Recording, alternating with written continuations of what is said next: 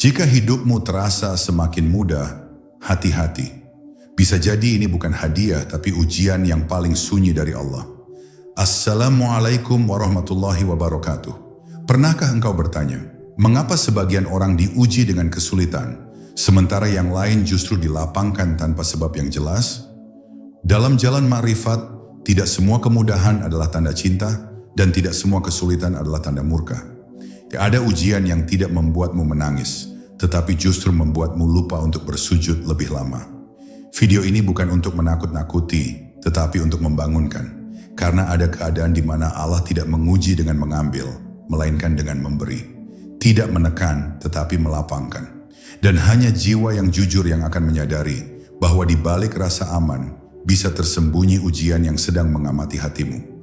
Jika belakangan hidupmu terasa tenang, dihormati, dimudahkan, dan doamu sering terkabul, jangan buru-buru bangga. Dengarkan dengan hati yang tenang. Bisa jadi Allah sedang mengujimu pada tingkat yang tidak semua orang mampu melihatnya. Bab 1. Ujian yang datang dalam bentuk kemuliaan. Ada sebuah keadaan yang sering disalahpahami oleh banyak jiwa. Ketika hidup terasa ringan, ketika pintu-pintu terbuka tanpa harus mengetuk terlalu keras, ketika manusia mulai memuji, mengagungkan, dan menganggapmu sebagai sosok yang berhasil. Di titik itulah bisikan paling halus mulai bekerja. Bukan bisikan keburukan yang kasar, melainkan suara lembut yang membuat hati merasa aman. Aman dari rasa takut, aman dari rasa butuh, aman dari keharusan untuk bersujud lebih lama. Padahal justru pada saat itulah Allah seringkali sedang menguji, bukan dengan kesempitan, tetapi dengan kelapangan yang menenangkan sekaligus membius. Banyak orang mengira ujian Allah selalu datang dalam bentuk kesedihan, kehilangan, atau kegagalan. Padahal ujian yang paling berat justru sering datang dalam bentuk keberhasilan yang membuat hati lupa arah. Ketika engkau mulai merasa, aku pantas mendapat semua ini. Ketika doa-doa tidak lagi diiringi rasa butuh yang sungguh-sungguh. Ketika sujud menjadi rutinitas, bukan pertemuan jiwa dengan Rabb-Nya, maka berhati-hatilah. Bukan karena nikmat itu salah, tetapi karena hati manusia sangat mudah tergelincir saat nikmat tidak lagi dikembalikan kepada sang pemberi nikmat. Di dalam jalan makrifat, para arif memahami satu hal yang sangat halus. Tidak semua kelapangan adalah tanda keridaan, dan tidak semua kesempitan adalah tanda murka. Ada kalanya Allah meluaskan dunia agar terlihat jelas apa yang tersembunyi di dalam dada. Ketika dunia mendekat, ego mendapat panggung dan rasa aku mulai berbicara lebih lantang daripada engkau ya Allah. Disitulah ujian sejati dimulai. Apakah nikmat itu membuatmu semakin rendah hati atau justru semakin merasa tinggi tanpa sadar? Perhatikan dengan jujur ke dalam dirimu. Apakah ketika dihormati, hatimu semakin lembut atau justru semakin keras? Apakah ketika rezeki lancar, lisanmu semakin basah dengan syukur atau justru semakin sibuk dengan rencana dunia? Apakah ketika orang lain memujimu, engkau segera mengembalikannya kepada Allah atau diam-diam menyimpannya sebagai penguat rasa bangga? Ujian ini tidak berisi, tidak menyakitkan secara fisik, tetapi ia menggerogoti ruh sedikit demi sedikit jika tidak disadari. Maka jangan tergesa-gesa berbangga ketika hidup terasa mudah dan semua seolah berpihak padamu. Bisa jadi Allah sedang melihat, apakah engkau tetap mengenalnya ketika tidak sedang membutuhkannya? Apakah engkau tetap tunduk ketika tidak sedang ditekan? Apakah engkau masih menjaga adab batin di saat dunia membuka tangannya lebar-lebar? Karena bagi jiwa yang sadar, nikmat bukanlah tempat bersantai, melainkan medan ujian yang jauh lebih sunyi, lebih dalam, dan lebih berbahaya daripada kesulitan yang tampak di mata manusia. Bab 2. Ketika pujian menjadi tirai yang menutup mata batin. Ada fase dalam hidup di mana pujian datang lebih sering daripada nasihat dan sanjungan terdengar lebih nyaring daripada peringatan. Orang-orang mulai melihatmu sebagai contoh, sebagai sosok yang berbeda, bahkan mungkin sebagai orang yang dianggap lebih dekat dengan kebenaran. Pada titik ini, ujian menjadi sangat halus karena ia tidak melukai jasad, tetapi menguji kejujuran batin. Pujian itu sendiri bukan masalah, Namun bagaimana hati menanggapinya itulah yang menentukan apakah engkau sedang dijaga atau sedang diuji. Dalam jalan ruhani, para ulama dan ahli makrifat selalu berhati-hati terhadap pujian, karena pujian memiliki kemampuan untuk membentuk citra palsu di dalam diri.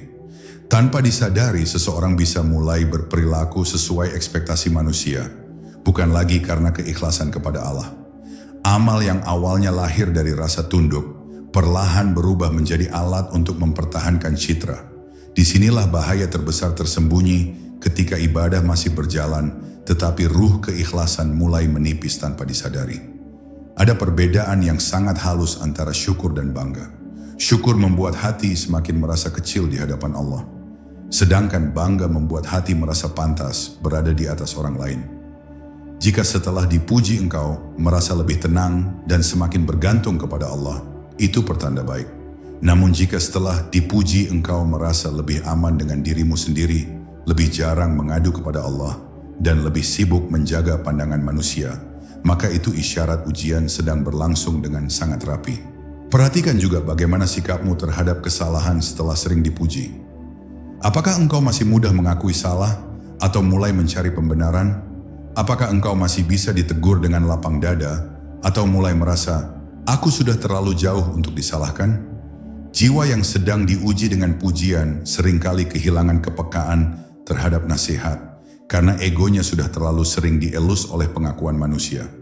Dan disitulah jarak dengan Allah mulai terbentuk, bukan karena dosa besar, tetapi karena rasa cukup yang menipu. Maka orang-orang yang mengenal Allah dengan sungguh-sungguh selalu memohon satu hal yang sama: diselamatkan dari pujian yang menyesatkan dan hati yang terpesona oleh diri sendiri.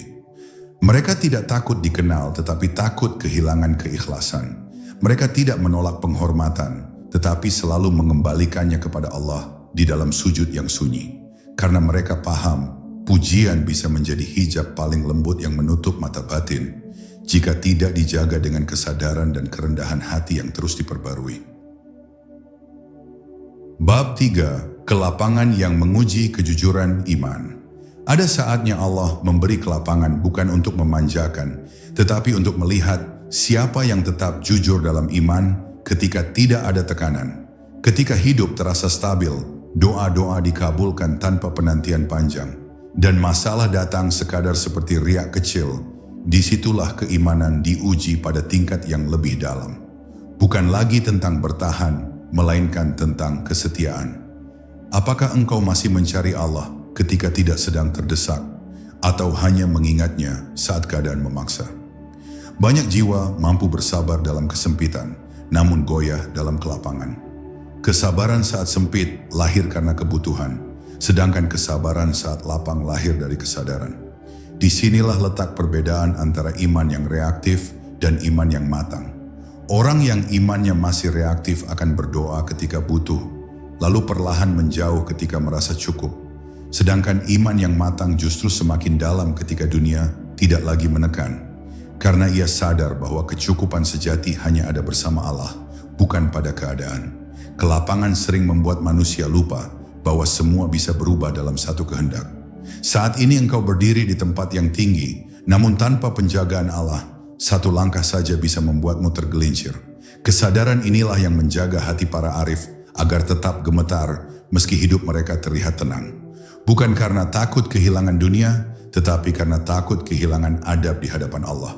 Mereka tahu, ujian bukan tentang seberapa besar nikmat yang datang, melainkan apakah nikmat itu membuat mereka semakin taat atau semakin lalai. Lihatlah bagaimana kelapangan memengaruhi waktu-waktumu.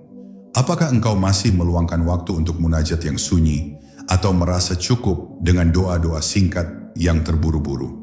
Apakah engkau masih menangis dalam sujud, atau air mata itu mengering karena hati merasa tidak ada yang perlu dikhawatirkan? Kelapangan yang tidak dijaga akan mengikis rasa butuh. Dan ketika rasa butuh hilang, hubungan dengan Allah perlahan berubah dari perjumpaan menjadi sekadar rutinitas. Maka orang yang cerdas secara ruhani tidak pernah sepenuhnya tenang dengan kelapangan. Ia bersyukur, tetapi tetap waspada. Ia menikmati nikmat, tetapi tidak menjadikannya sandaran. Di dalam hatinya selalu ada doa yang sama, agar Allah tidak membiarkannya merasa cukup tanpanya. Karena ia memahami satu kebenaran yang dalam, bahwa kelapangan bisa menjadi ujian iman yang jauh lebih sunyi, lebih panjang, dan lebih menentukan daripada kesempitan yang terlihat jelas oleh mata manusia. Bab 4. Saat dirimu terasa lebih benar dari yang lain. Ada satu tanda ujian yang sangat halus, namun dampaknya bisa sangat dalam, yaitu ketika seseorang mulai merasa dirinya berada di posisi yang lebih benar, lebih paham, atau lebih lurus dibanding orang lain.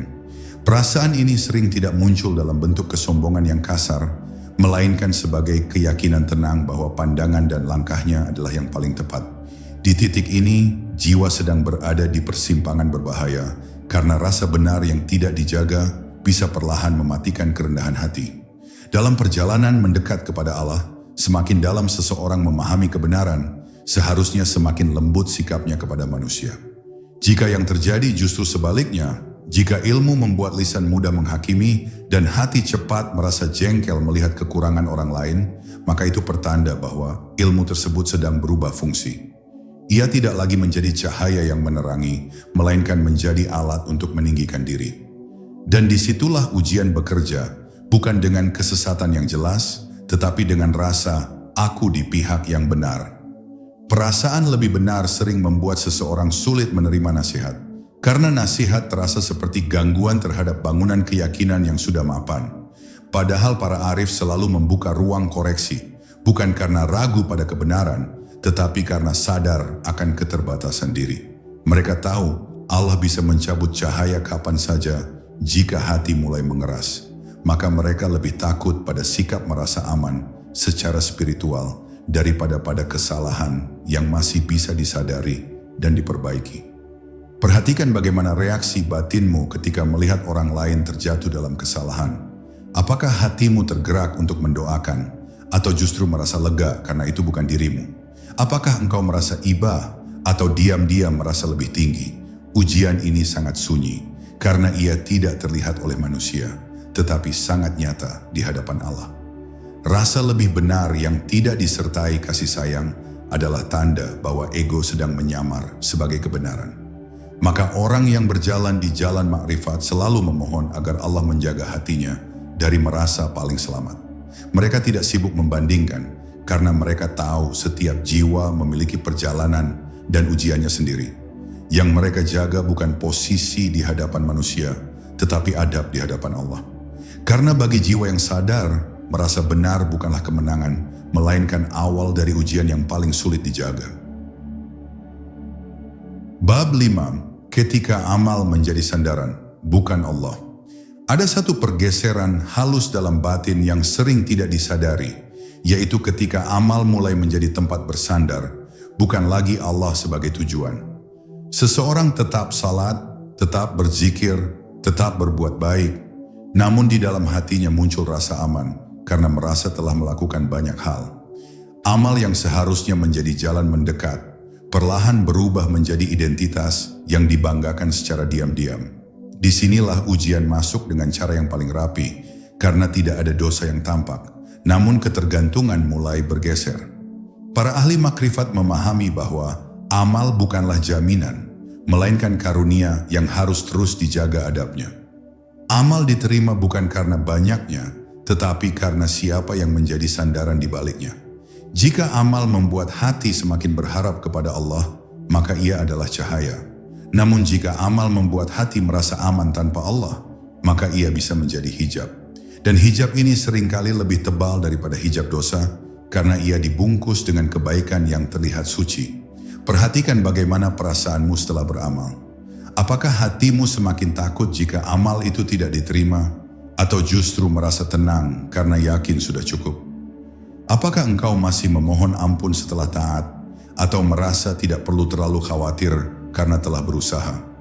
Jiwa yang bersandar pada amal sering kehilangan rasa butuh akan rahmat Allah, padahal tanpa rahmatnya, satu amal pun tidak memiliki nilai di sisinya. Dalam sejarah para salihin, kita menemukan orang-orang yang amalnya luar biasa, namun doanya penuh dengan rasa takut. Bukan takut kepada amal itu sendiri, tetapi takut kepada keadaan hati mereka. Mereka menangis bukan karena sedikit beramal, tetapi karena khawatir amal yang banyak justru menjadi sebab kebinasaan jika disertai rasa ujub. Kesadaran inilah yang menjaga mereka tetap rendah, meski amal mereka terlihat tinggi di mata manusia. Maka ujian ketika amal melimpah adalah ujian kejujuran tauhid. Apakah engkau benar-benar menyembah Allah? Atau tanpa sadar mulai menyembah citra dirimu yang saleh? Apakah engkau bergantung pada rahmat-Nya atau pada catatan kebaikanmu sendiri? Karena bagi jiwa yang mengenal Allah, amal hanyalah jalan, bukan sandaran. Sandaran sejati tetap satu, dan jika itu bergeser, disitulah ujian paling sunyi sedang berlangsung. Bab 6. Ketenangan palsu yang mematikan kewaspadaan. Ada ketenangan yang lahir dari tawakal, dan ada ketenangan yang lahir dari rasa aman palsu. Keduanya terlihat serupa di permukaan, namun sangat berbeda di kedalaman. Ketenangan yang sejati membuat hati semakin terjaga, sementara ketenangan palsu justru melonggarkan kewaspadaan. Ketika seseorang merasa hidupnya sudah baik-baik saja, ibadah terasa stabil dan tidak ada gejolak yang mengganggu, disitulah ujian sering bekerja dengan senyap, karena jiwa berhenti berjaga. Rasa aman palsu membuat seseorang jarang melakukan muhasabah yang jujur. Ia merasa tidak perlu lagi mengoreksi diri secara mendalam, karena tidak ada tanda bahaya yang terlihat. Padahal para arif justru paling keras bermuhasabah ketika hidup mereka terasa tenang. Mereka memahami bahwa hati manusia sangat mudah berubah, dan ketenangan tanpa penjagaan bisa menjadi pintu masuk bagi kelalaian yang perlahan mengeras menjadi kebiasaan. Perhatikan bagaimana ketenangan itu memengaruhi doamu. Apakah doamu masih lahir dari kedalaman hati, atau hanya sekadar rangkaian kata yang diucapkan tanpa getaran? Apakah engkau masih merasa membutuhkan Allah di setiap detik, atau hanya pada waktu-waktu tertentu? Ketenangan palsu sering membuat hubungan dengan Allah terasa formal, rapi, namun kehilangan keintiman yang hidup. Dan disitulah jarak mulai terbentuk, meski secara lahiriah semuanya tampak terjaga. Dalam jalan ruhani, kegelisahan yang sehat justru sering menjadi tanda kehidupan hati. Bukan kegelisahan yang membuat putus asa, tetapi kegelisahan yang membuat jiwa terus kembali, terus bertanya, dan terus memohon penjagaan. Ketika kegelisahan ini hilang sama sekali, bukan berarti iman telah sempurna. Bisa jadi justru kepekaan telah menurun, dan hati mulai tertutup oleh rasa cukup yang menipu. Maka jangan selalu berbangga dengan ketenangan yang tidak disertai kewaspadaan. Mintalah kepada Allah ketenangan yang membuatmu semakin tunduk, bukan semakin lengah. Ketenangan yang membuatmu semakin rajin memohon ampun, bukan semakin jarang menangis dalam sujud. Karena bagi jiwa yang sadar, hilangnya kewaspadaan adalah sinyal bahwa ujian sedang berjalan, meski dunia terasa sangat tenang. Bab 7. Saat doa terasa cepat dikabulkan. Ada momen dalam hidup ketika doa-doa seakan melesat tanpa hambatan. Apa yang diminta terasa dekat, jalan terbuka, dan pertolongan datang sebelum keluh sempat panjang. Banyak jiwa mengira ini tanda kedekatan mutlak, padahal dalam timbangan makrifat, cepatnya terkabul bukan selalu ukuran cinta. Ia bisa menjadi bentuk ujian yang sangat halus, untuk melihat apakah hati semakin tunduk, atau justru semakin merasa memiliki kendali. Ketika doa cepat dikabulkan, ada risiko tersembunyi yang jarang disadari, yaitu tumbuhnya keyakinan diam-diam bahwa Allah pasti menuruti apa yang aku minta. Doa yang seharusnya menjadi pengakuan kelemahan, perlahan berubah menjadi permintaan yang penuh asumsi. Di titik ini, adab batin mulai bergeser. Jiwa lupa bahwa Allah memberi bukan karena desakan doa, tetapi karena hikmah dan kehendaknya yang mutlak. Para arif tidak pernah sepenuhnya tenang meski doa mereka sering dikabulkan. Mereka justru bertanya lebih dalam, apa yang sedang Allah kehendaki melalui kemudahan ini? Mereka takut jika dikabulkannya doa justru menjauhkan mereka dari sifat bergantung dan berserah. Karena bagi mereka, doa yang tertunda seringkali menjaga hati tetap lembut, sementara doa yang cepat dikabulkan berpotensi mengeraskan hati jika tidak disertai rasa takut dan adab. Perhatikan bagaimana sikapmu ketika doa belum terkabul setelah sering merasakan kemudahan. Apakah engkau masih bersabar, atau mulai kecewa dan bertanya dengan nada tuntutan? Reaksi inilah yang sering membuka tabir ujian. Jiwa yang telah terbiasa dengan kemudahan akan lebih mudah gelisah ketika Allah menunda, karena ia sudah lupa bagaimana berserah tanpa syarat. Maka orang-orang yang mengenal Allah tidak menilai kedekatan dari cepat atau lambatnya doa dikabulkan. Mereka menilai dari bagaimana doa itu membentuk hati. Apakah doa membuat mereka semakin rendah atau semakin berani? Apakah doa membuat mereka semakin pasrah atau semakin merasa layak?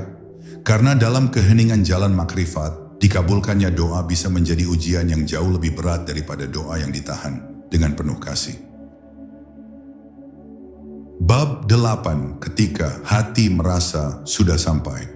Ada satu bisikan yang sangat berbahaya bagi perjalanan ruhani, yaitu perasaan bahwa diri ini telah sampai, telah stabil, telah menemukan bentuk terbaiknya.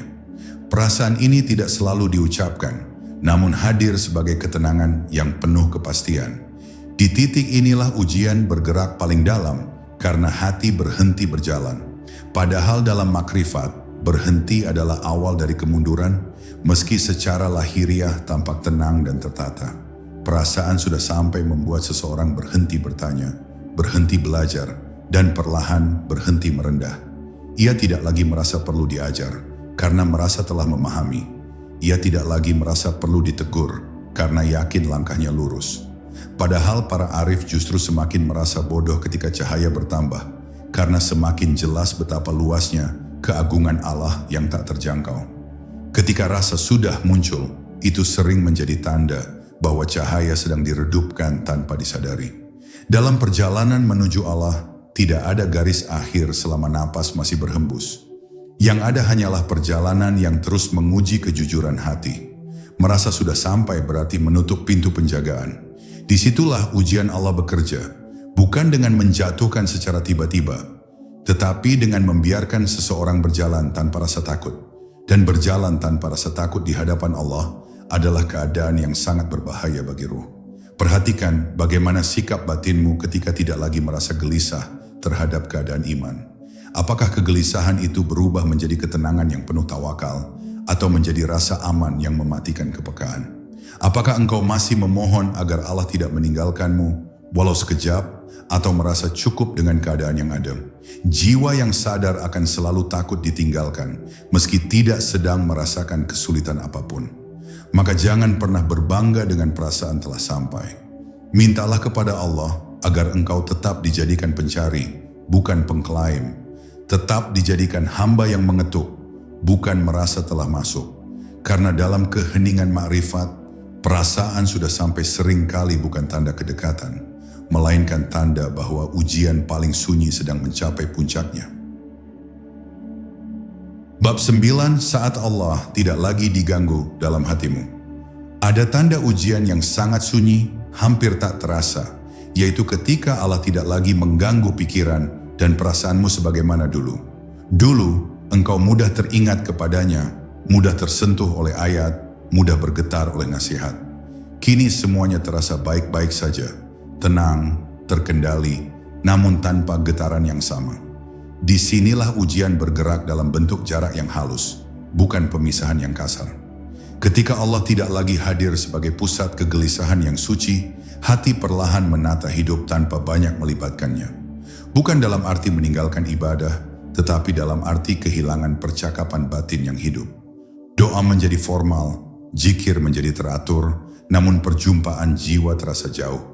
Dan keadaan ini sering disalahartikan sebagai kedewasaan iman, padahal bisa jadi itu tanda kepekaan yang mulai menurun. Para arif sangat takut pada keadaan di mana mereka tidak lagi merasa butuh untuk sering kembali. Mereka lebih memilih hati yang gelisah karena rindu daripada hati yang tenang karena terbiasa. Bagi mereka, Allah yang terus mengganggu dengan rasa takut, rindu dan harap adalah tanda penjagaan. Ketika gangguan itu hilang, mereka justru memperbanyak istighfar karena takut telah dijauhkan secara halus. Perhatikan apakah hatimu masih sering berbicara kepada Allah di luar momen ibadah resmi. Apakah engkau masih mengadu tanpa kata atau hanya berdoa ketika waktu telah ditentukan? Jiwa yang sedang diuji dengan jarak seringkali tetap terlihat saleh, namun kehilangan spontanitas cinta. Dan cinta yang tidak lagi spontan perlahan berubah menjadi kebiasaan yang kering. Maka jangan remehkan keadaan di mana Allah terasa tidak lagi hadir dalam kegelisahanmu. Mintalah agar hatimu terus diganggu oleh kesadaran akannya, terus disentuh oleh rasa takut kehilangannya. Karena bagi jiwa yang mengenal jalan ini, merasa jauh lebih berbahaya daripada jatuh, dan merasa aman tanpa Allah adalah ujian yang paling sunyi namun paling menentukan. Bab 10. Jangan berbangga, tetapi perbarui ketundukan. Pada akhirnya, semua tanda yang telah dilalui bermuara pada satu pesan yang sangat sederhana namun dalam. Jangan pernah berbangga dengan keadaan apapun yang ada padamu, baik itu nikmat, ketenangan, ilmu, amal, ataupun kedudukan di mata manusia. Semua itu bukan bukti kepemilikan, melainkan titipan yang setiap saat bisa berubah arah. Jiwa yang selamat bukanlah jiwa yang merasa aman, tetapi jiwa yang terus memperbarui ketundukan di hadapan Allah. Ketundukan yang sejati bukan hanya terlihat dalam sujud yang panjang, tetapi dalam sikap batin yang selalu merasa kecil. Merasa butuh meski diberi, merasa takut meski dijaga, merasa bergantung meski kuat. Inilah sikap orang-orang yang memahami bahwa ujian terbesar bukan saat dunia menekan, melainkan saat dunia berhenti mengguncang. Mereka tidak meminta hidup yang selalu sulit, tetapi memohon hati yang tidak pernah lalai dalam keadaan apapun. Allah menguji dengan cara yang berbeda pada setiap jiwa, sesuai dengan tingkat kesadarannya. Ada yang diuji dengan kehilangan, ada yang diuji dengan keberlimpahan, ada yang diuji dengan penolakan, ada yang diuji dengan penerimaan. Semua ujian itu tidak dimaksudkan untuk menjatuhkan, melainkan untuk menyingkap. Menyingkap siapa yang benar-benar bersandar dan siapa yang diam-diam mulai bergantung pada selainnya. Maka jika engkau merasakan tanda-tanda yang halus ini dalam dirimu, jangan panik dan jangan pula berbangga. Anggaplah itu sebagai panggilan lembut untuk kembali memperbaiki niat, memperhalus adab, dan memperdalam rasa butuh. Allah tidak sedang menjauh, tetapi sedang mengajakmu naik ke tingkat kesadaran yang lebih jujur. Tinggal bagaimana engkau merespons panggilan itu, dengan keangkuhan yang terselubung atau dengan ketundukan yang diperbarui. Dan ingatlah satu hal yang selalu dijaga oleh para arif. Keselamatan bukan terletak pada apa yang tampak baik dalam hidup, tetapi pada siapa yang menguasai hati. Jika hatimu masih gemetar ketika nama Allah disebut, masih tunduk ketika dunia datang, dan masih takut kehilangannya meski hidup terasa tenang, maka disitulah harapan besar berada. Bukan pada rasa bangga, melainkan pada ketundukan yang terus hidup hingga akhir napas. Jika hari ini engkau merasa hidupmu baik-baik saja, jangan berhenti berjaga. Jangan biarkan nikmat membuat hatimu lupa arah. Karena keselamatan bukan tentang seberapa tenang hidupmu, tetapi seberapa tunduk hatimu saat Allah melapangkan jalanmu. Semoga kita tidak termasuk hamba yang lalai saat diberi, tetapi tetap rendah saat dimuliakan. Wallahu a'lam.